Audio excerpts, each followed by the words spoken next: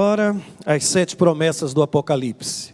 E deixa eu lhe dizer, não tenha medo de ler o livro do Apocalipse, não. Por favor, não faça isso. Longe de ser um texto marcado por imagens indecifráveis, o livro de Apocalipse, que na verdade significa, a palavra significa revelação, é um livro que nos mostra o último capítulo, gente. Sabe aquela expectativa que todos nós carregamos? E eu vou lhe dizer, eu já li este livro. E ao ler este livro eu tive uma certeza: Deus está no controle de todas as coisas.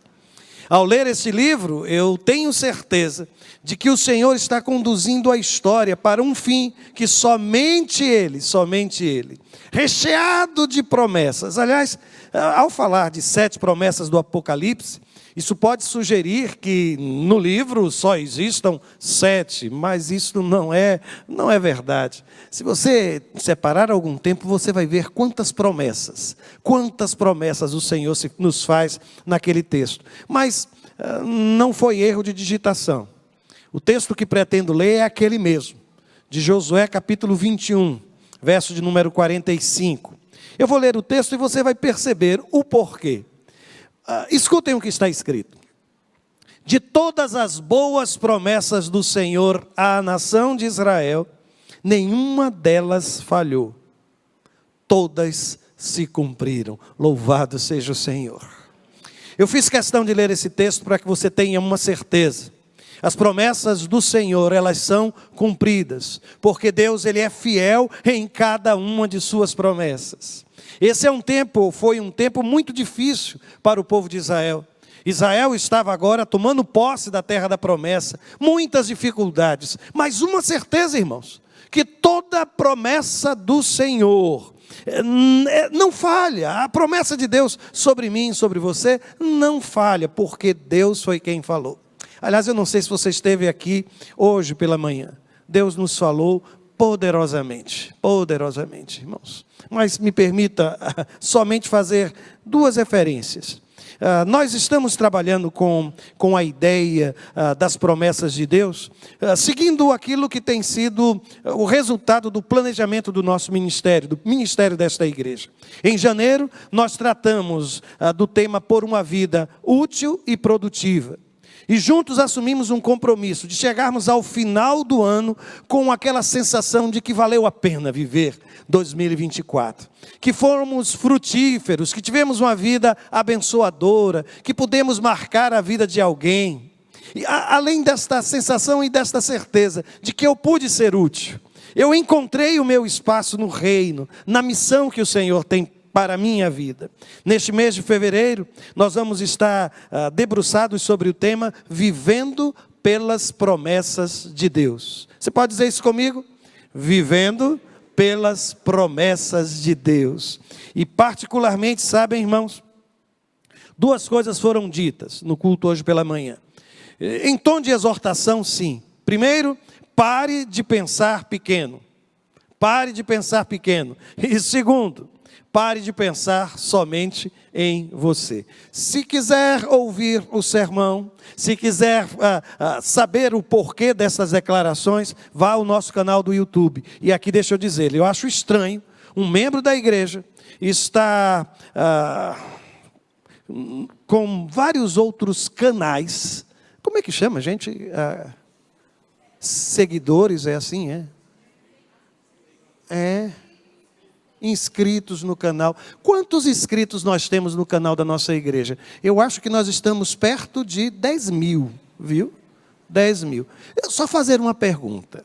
Quantos daqui fazem parte deste universo de inscritos no canal do YouTube da sua igreja? Só quem faz parte. Olha para o lado, vê se tem alguém que não fez. Levantou a mão, olha para ele e diz assim: não faça isso. Sabe aquele cantor que você segue, aquele comediante que você segue, aquelas canções que você costuma... E o da sua igreja, o canal da sua igreja, você não está inscrito? Tem alguma coisa estranha, não é? Tem alguma coisa estranha nisso. Mas deixa eu voltar para cá, porque a minha tarefa hoje aqui é apresentar a você aquelas que são as 7 promessas no livro de Apocalipse. E a primeira destas promessas: Deus irá restituir aquilo que o pecado tirou de cada um de nós, irmãos. Esta é uma promessa tão abençoadora, tão abençoadora.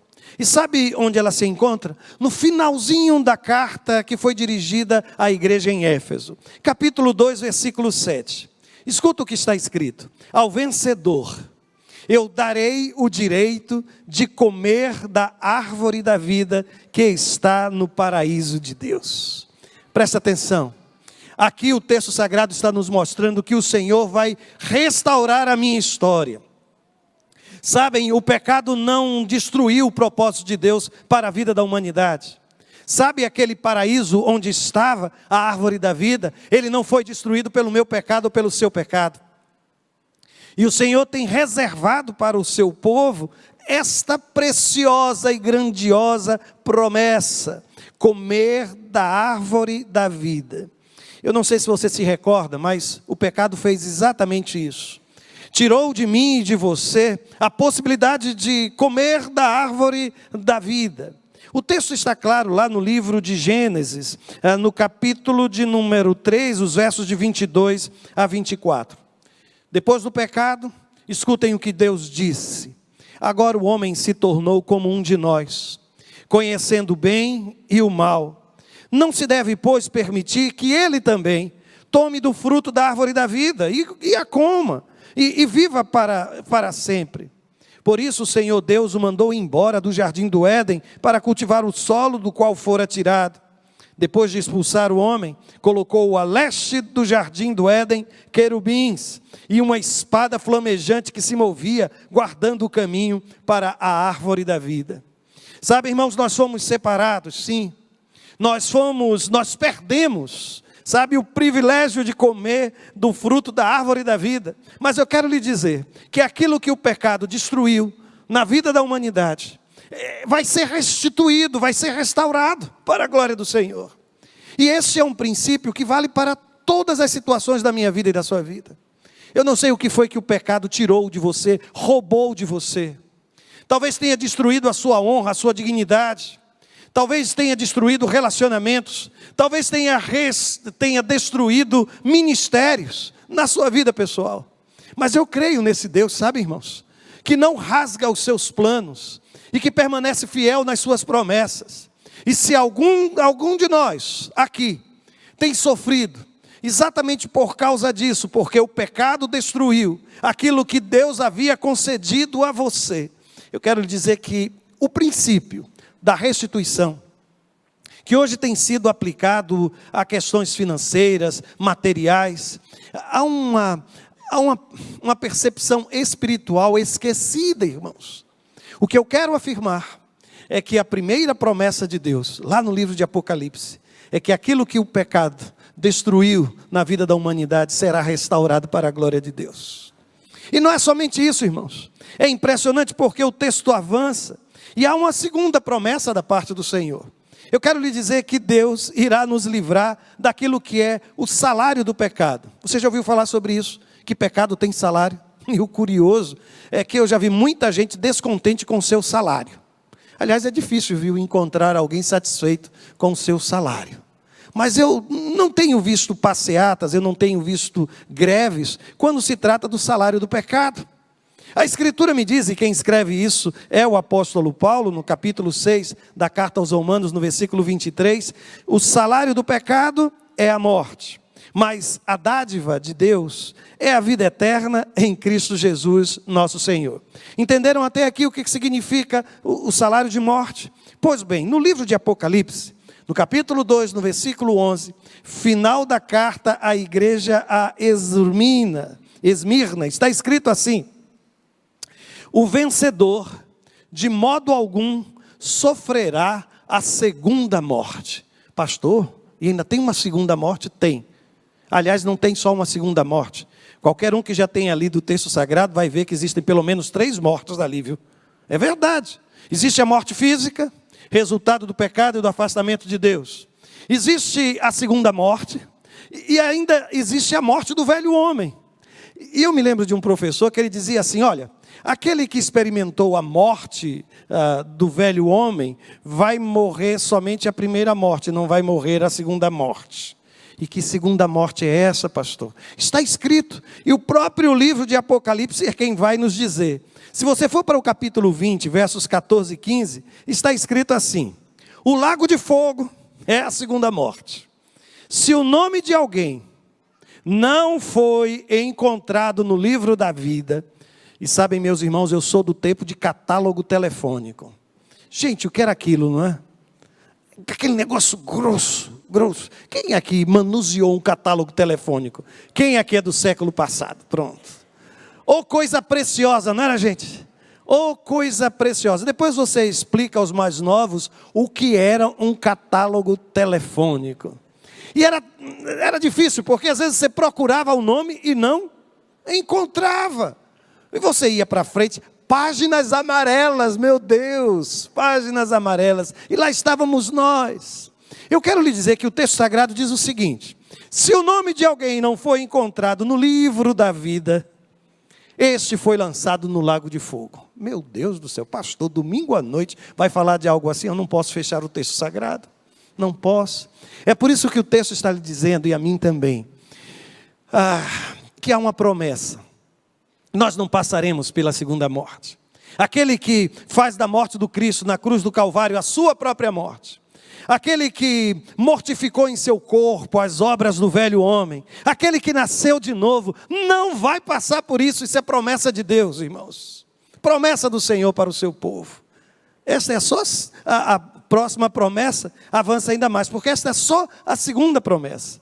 Continuei a ler o texto bíblico e me deparei com a terceira promessa. Se você procurar, ela vai aparecer ainda no capítulo 2, no versículo 17. Faz parte da carta que foi escrita à igreja em Pérgamo. E alguém vai dizer assim, mas cada promessa foi dirigida a uma igreja. Não.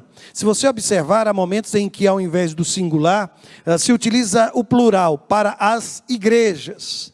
Todas essas promessas, elas estão sobre o povo de Deus. E nós precisamos ter consciência disso. Qual a terceira promessa?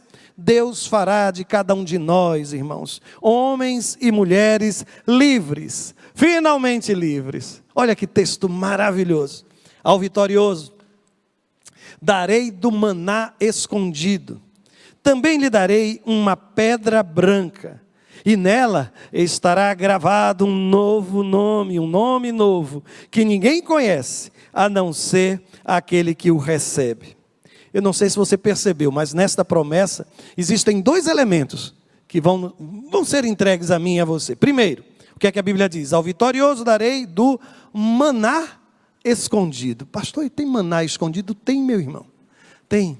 E isso faz parte da tradição judaica. Se você já leu o Antigo Testamento, o livro de Êxodo, no capítulo 16, versículo 33, há uma palavra de Moisés ao sacerdote Arão. E ele diz o seguinte: pegue uma vasilha e encha com 2 litros de maná. Em seguida, coloque-a diante do Senhor, a fim de preservar o maná para as gerações futuras. E o que aconteceu foi que Arão fez exatamente isso. Pegou este maná e colocou dentro da arca, irmãos, junto daquelas tábuas. Das tábuas onde estavam a lei, onde estavam os escritos, onde estavam as orientações de Deus para o seu povo. E aquele maná permaneceu. A tradição judaica começou a trabalhar com esta ideia, dizendo que no banquete messiânico, sabe o que é que ia ser servido?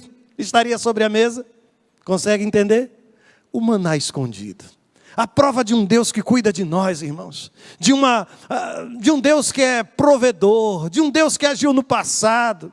E o curioso é que este maná, quando distribuído para o povo de Israel, não podia ser guardado. Lembram-se disso?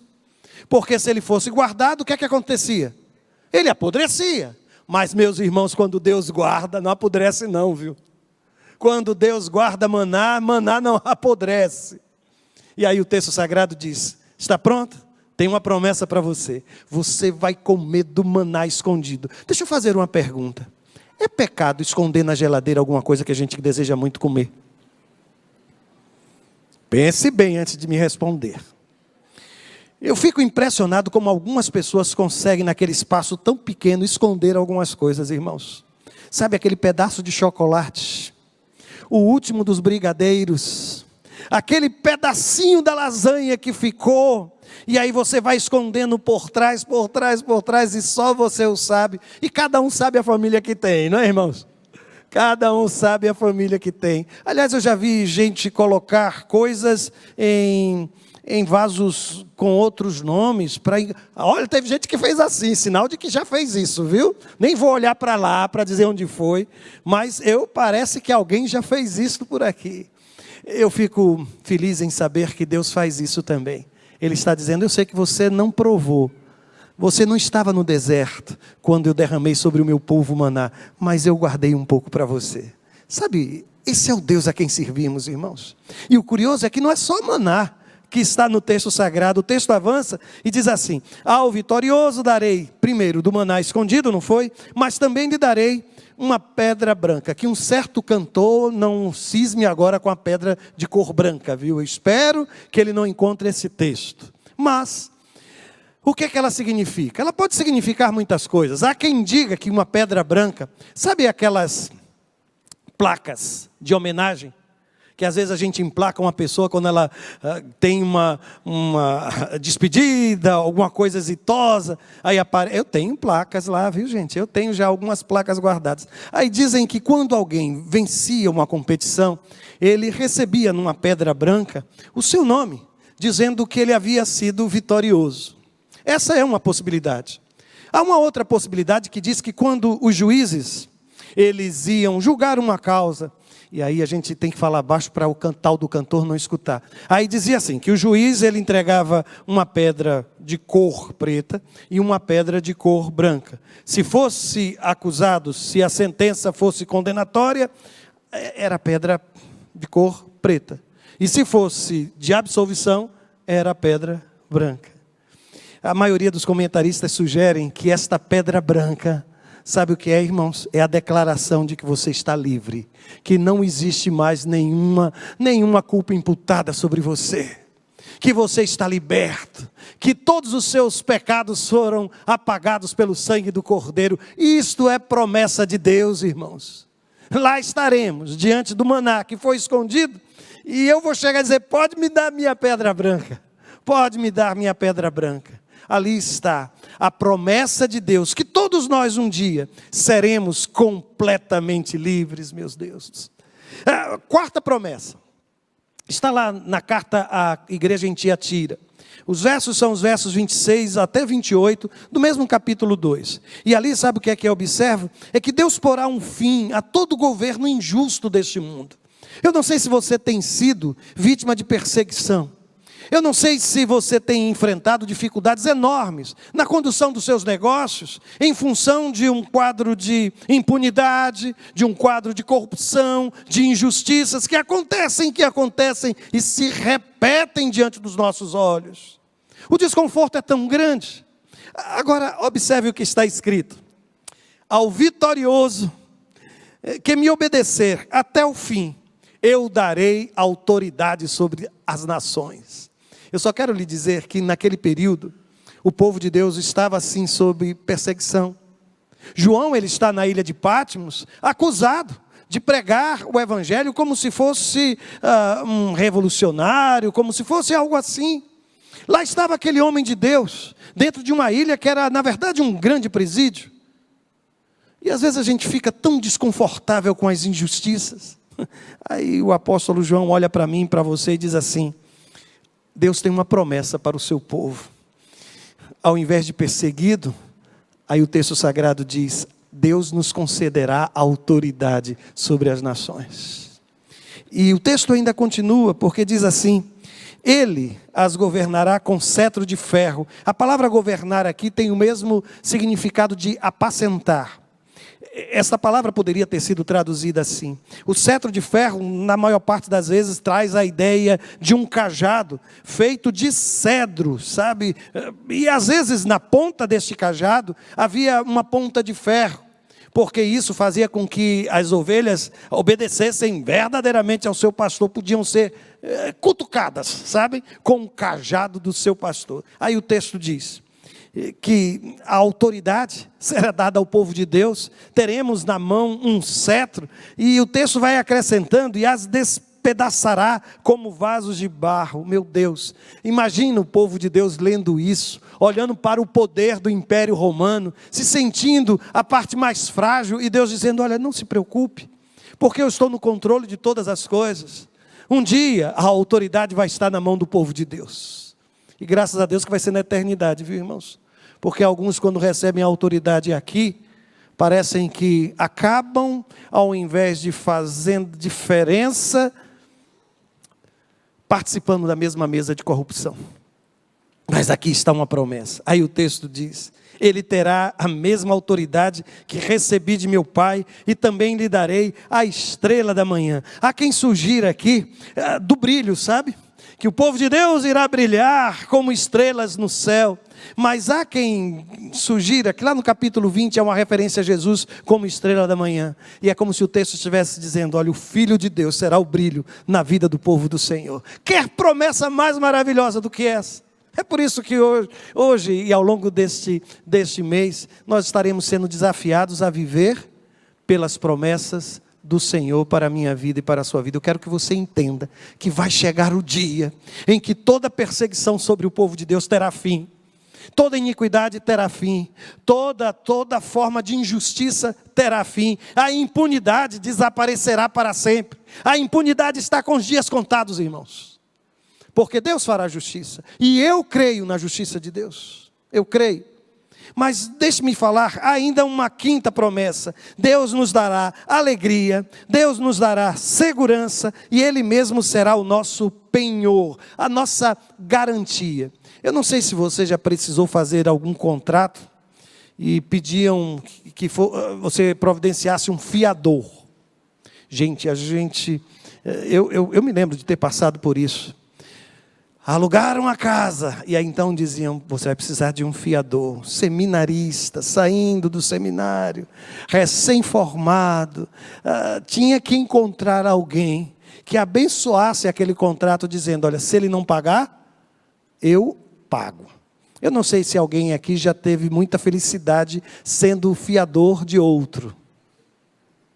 Mas sabe o que é que o texto está dizendo? E eu vou lhe mostrar. Ele é o nosso penhor. Ele é a nossa garantia. Capítulo 3, versículo 5, final da carta à igreja em Sardes. O texto diz assim: primeiro, o que vencer será vestido de vestes brancas. Aquela cidade, ela era conhecida pela produção de lã. E uma roupa branca, meu Deus do céu, era roupa de festa. Era roupa de festa. Eu me lembro que a história diz que quando Constantino tornou oficial o cristianismo, ele prometeu dar 10 moedas e uma roupa branca para todos que quisessem ser batizados. Os irmãos não imaginam como deu certo aquilo. A quantidade de gente que queria ser batizada por causa das moedas e por causa de uma roupa branca. Eu quero lhe dizer que o Senhor tem separado para mim e para você uma roupa branca, símbolo de pureza, símbolo de alegria, símbolo de festa, símbolo de banquete. É aqui que o Deus eterno está nos dizendo: olha, eu tenho uma promessa sobre a sua vida. E eu não sei se a sua vida tem sido amarga, se sua vida tem sido difícil. Eu quero lhe dizer que a eternidade reserva para o povo de Deus a alegria que está acima de qualquer possibilidade de entendimento. Qualquer possibilidade de entendimento. Aliás, eu fico muito preocupado, sabe, irmãos? Porque eu recordo que grande parte dos sepultamentos, dos cultos de gratidão pela vida de alguém, eu cantei uma canção que dizia assim: eu avisto uma terra feliz. Mas eu nunca vi ninguém cantar essa música com felicidade, irmãos. Eu avisto uma terra... Não era assim que a gente cantava, né? Parece que a gente fala da felicidade que Deus tem reservado para o seu povo num tom melancólico de tristeza sem fim. Mas o que o Deus eterno está nos dizendo é que é uma promessa sobre a sua vida. Você viverá, diz o texto sagrado, alegria incomparável. Aí o texto diz: e de maneira nenhuma riscarei o seu nome do livro da vida. Lembra do livro da vida? O texto aqui está dizendo que meu nome não vai ser riscado dali. O seu nome não será riscado. E o texto avança e vai me dizer o seguinte: e confessarei o seu nome diante de meu Pai e diante dos seus anjos. Lembra que eu disse há pouco que Ele é a nossa própria garantia? É Deus dizendo assim: olha, Roberto, olha, o Mário, o Marcos, a Maria, a Teresa. O texto está dizendo: eu vou confessar o seu nome, eu vou testemunhar ao longo da minha vida. O meu maior desejo é testemunhar do nome do meu Senhor. Mas eu me surpreendo porque um dia Ele está dizendo: eu vou testemunhar sobre você. Se o Senhor fosse falar sobre a sua vida hoje, o que Ele diria? Aqui está uma promessa: o Senhor há de ser o nosso penhor, a nossa garantia, a nossa certeza. Ele vai pronunciar o meu nome e o seu nome. E aí o texto sagrado: diante do meu Pai e diante dos seus anjos. Mas se não for bastante, tem uma sexta promessa para você aqui. Ainda no livro de Apocalipse, capítulo 3, versículo 12, parte da carta à igreja em Filadélfia. Deus irá honrar a fidelidade de seus filhos. Meus irmãos, esse texto ele é tão impactante porque ele diz assim: farei do vencedor uma coluna no santuário do meu Deus, e dali ele jamais sairá. A cidade de Filadélfia era conhecida por conta dos terremotos, sabem, irmãos? Aí o texto diz: olha, eu vou fazer de você uma coluna. Sabe, é como se Deus dissesse: olha, alicerce. E aí o texto ainda diz: jamais vai sair, vai permanecer. Meu Deus, isso é promessa de encher o nosso coração de alegria e de gozo. Deus está lhe dizendo que todas as incertezas terão fim, e que a minha vida e a sua vida será honrada por Ele, porque o texto continua dizendo: escreverei nele o nome do meu Deus, e o nome da cidade do meu Deus, a nova Jerusalém, que desce do céu, da parte de Deus, e também escreverei nele o meu novo nome. Isso é tão belo, meus irmãos, tão belo. Alguns comentaristas dizem que lá na cidade de Filadélfia acontecia tal prática: algumas colunas nos templos, e nessas colunas eram escritos nomes de pessoas que foram importantes para a cidade, nomes de pessoas que seriam honradas. Só que o texto está dizendo que Deus vai fazer isso comigo e com você. Eu já coloquei meu nome em algumas coisas, mas tem uma lembrança de uma árvore no estacionamento do Colégio Batista, lá em Recife. Era uma árvore que usávamos sempre como sombra para esperar os nossos filhos. E eu me recordo que nós colocamos o nosso nome, todos os meninos, o meu e o da Cláudia, naquela árvore. E nós sempre que íamos ao estacionamento, olhávamos aquela árvore porque o nosso nome estava ali. Você já imaginou o que é que Deus está dizendo? Que Ele vai fazer de mim e de você uma coluna que não vai ser removida, que nós vamos estar todo o tempo na presença de Deus, celebrando o seu nome, e que 3 coisas vão ser escritas: o nome da cidade, o nome do meu Deus e o próprio nome do Cristo. Você já pensou autografado com o nome do Deus eterno, com o nome do Cristo, com o nome da nova cidade, a nova Jerusalém? Isto é promessa de Deus para a sua vida. Sabe, todas as inseguranças, todas as crises terão fim. Lá estaremos, e aí diz o texto sagrado, como colunas de um santuário. Mas existe uma última promessa. Eu quero lhe dizer que Deus já preparou um lugar para estarmos ao lado dele por toda a eternidade. Que coisa maravilhosa. No Evangelho de João, Jesus diz: olha, vou preparar-vos lugar. Se não tivesse, eu vou preparar-vos lugar. E aí eu leio o texto do livro de Apocalipse. E aí, no final da carta à Laodiceia, no capítulo 3, 21, está escrito assim: ao vencedor darei o direito de sentar-se comigo em meu trono. Os irmãos já imaginaram o que é isso? Sentar-se comigo no meu trono. Por favor, eu não quero de forma alguma tornar-me referência deste texto, absolutamente. Mas hoje eu me senti tão feliz. Eu estava sentado à mesa, comendo a deliciosa feijoada, mas estava boa, irmãos. Estava uma maravilha. E eu estava sentado lá à mesa, e de repente o Lucas veio sentar-se. E ele passou uns 5 minutos, ou um pouco mais do que isso, contando as suas aventuras num passeio com o papai e com a mamãe. E ele falava, e eu fiquei impressionado, porque qual a idade do Lucas? 7 anos. E ele escolheu a minha mesa para sentar-se comigo e contar todas as histórias. E eu corri, e eu ganhei uma medalha, e eu fiz isso, e eu fiz aquilo. E eu escutando, eu digo, meu Deus, que privilégio. Ele escolheu sentar-se à mesa comigo. Agora, você já imaginou?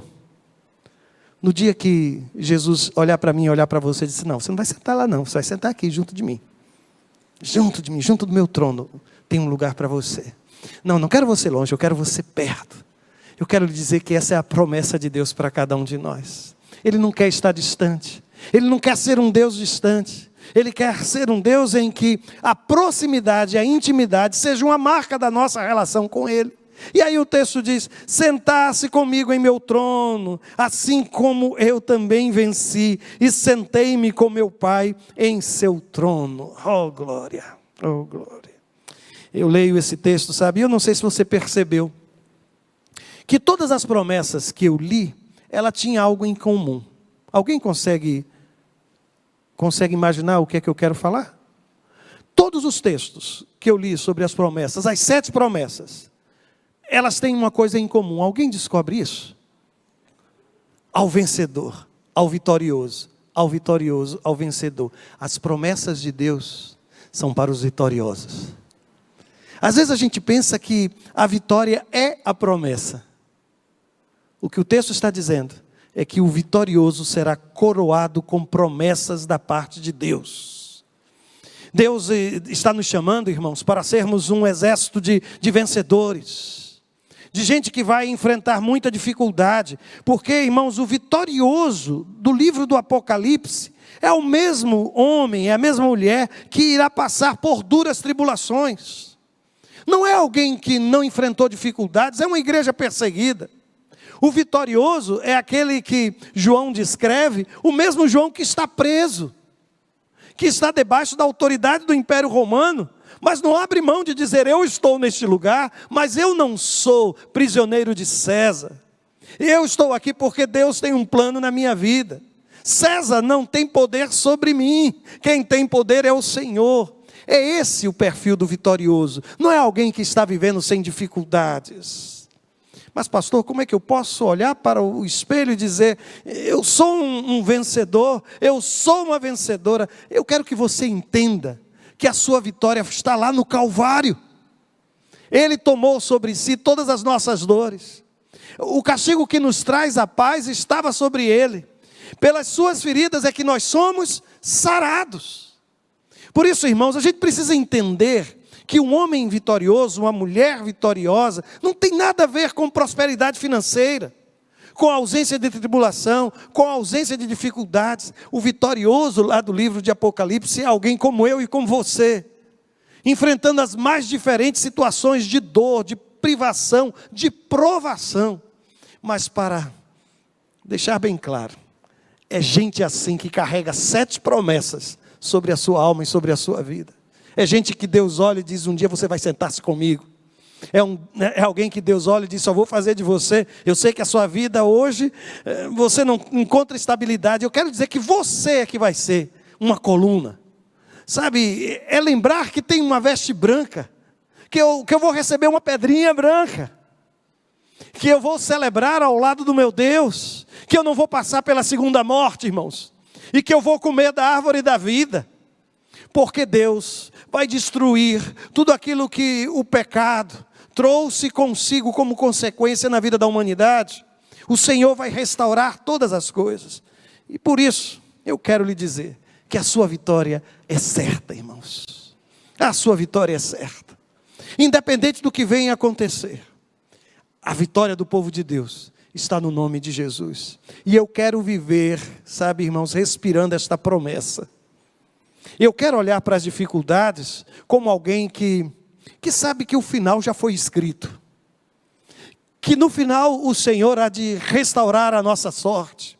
E aqui, por favor, eu não estou trazendo à igreja uma teologia escapista, um ópio para que possamos enfrentar as dificuldades olhando para a eternidade. A eternidade, irmãos, é aqui, começa aqui. Essa talvez tenha sido uma das grandes contribuições de João, Ele provavelmente foi um dos últimos dos apóstolos, testemunha ocular do ministério de Jesus a falecer. E aquele povo esperava que Jesus voltasse naquela geração. Mas aquela geração estava morrendo e Jesus não voltava.